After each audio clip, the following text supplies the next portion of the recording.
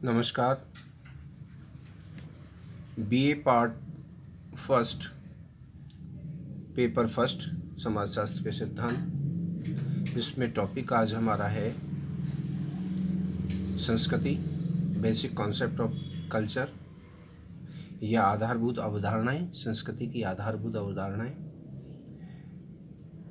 इसमें पिछले व्याख्यानों में हमने इसके बारे में चर्चा की, इसके अर्थ के बारे में हमने समझने की कोशिश की।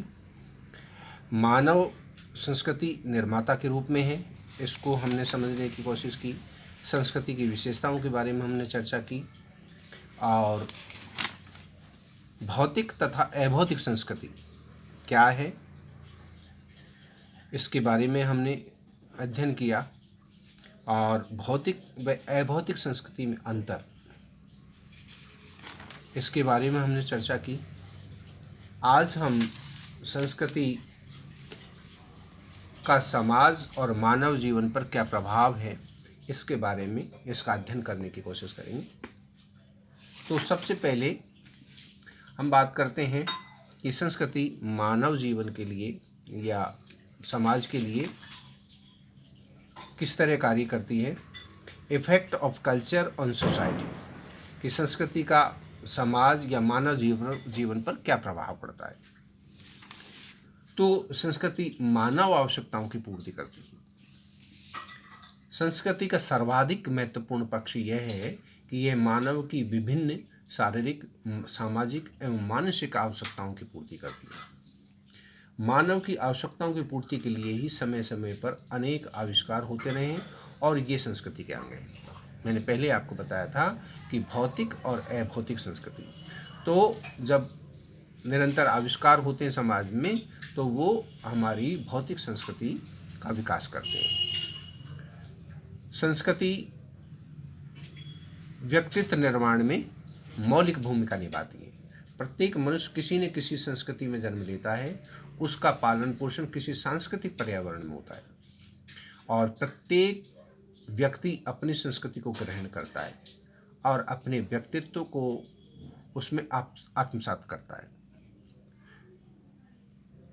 इसलिए ही कहा जाता है कि व्यक्ति संस्कृति का आत्मवैयसिक पक्ष है, यानी कि सब्जेक्टिव पक्ष है, और व्यक्तियों में भिन्नता सांस्कृतिक भिन्नता के कारण ही होती है। दो भिन्न संस्कृति के व्यक्तियों में भिन्नता भी संस्कृति के कारण ही होती है। तो संस्कृति मानव मूल्य और आदर्श प्रदान करती है।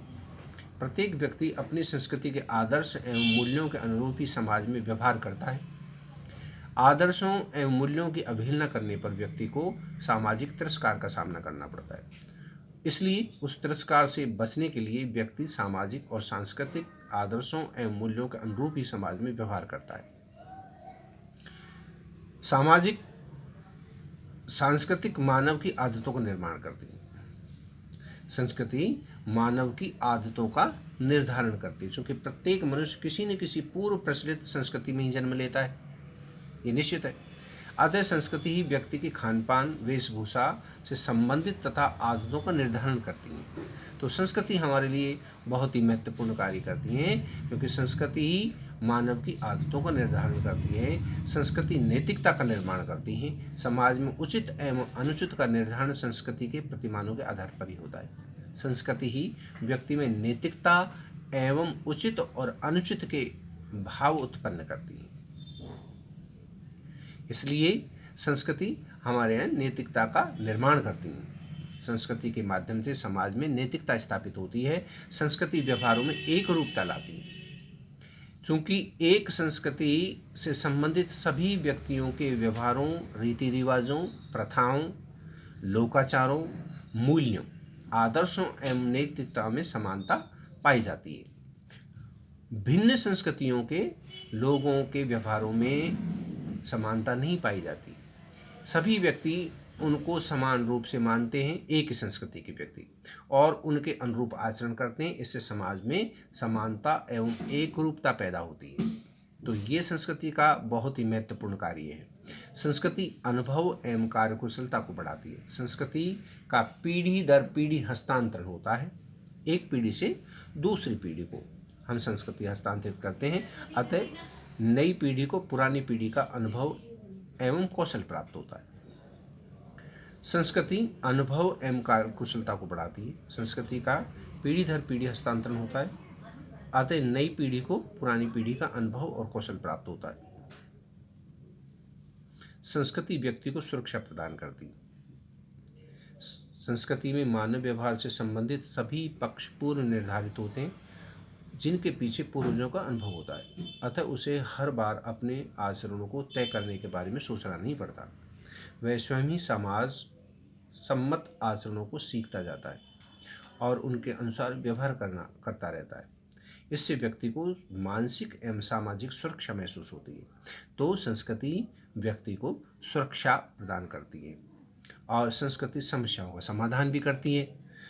तो जब भी व्यक्ति के सम्मुख कोई समस्या का संकट आता है, जब भी व्यक्ति के सम्मुख कोई समस्या या संकट या परेशानी आती है, तो वह उसका हल अपनी संस्कृति से प्राप्त अनुभव, ज्ञान एवं नियम के अनुसार करता है और उनमें ढूंढता है।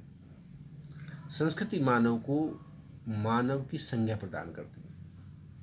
मानव जन्म से ही एक जैविक इकाई होता है। सामाजिकरण की प्रक्रिया जन्म से लेकर मृत्यु तक जब व्यक्ति समाज में रहकर जो सीखता है वो सोशलाइजेशन है। तो सामाजिकरण की प्रक्रिया के द्वारा वह अपनी संस्कृति को सीखता है और संस्कृति को आत्मसात करना ही सामाजिकरण है, क्योंकि सामाजिकरण सीखने की प्रक्रिया है, इसलिए संस्कृति को आत्मसात करना ही सामाजिकरण है। इस प्रकार संस्कृति मानव को पशु स्तर से उठाकर मानव की संज्ञा प्रदान करती है